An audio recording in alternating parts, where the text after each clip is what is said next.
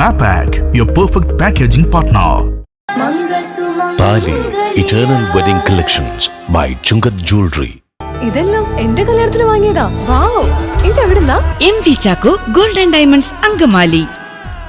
നെടുമ്പാശ്ശേരി സ്വദേശിയായ lorry driver ചെന്നൈയിൽ കുത്തേറ്റ് മരിച്ചു.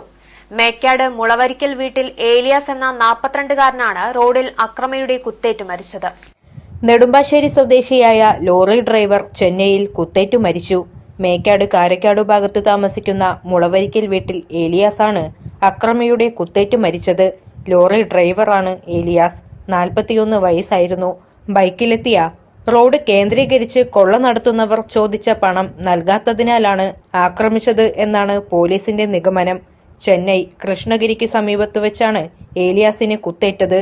അക്രമിക്കായി പോലീസ് അന്വേഷണം ആരംഭിച്ചു.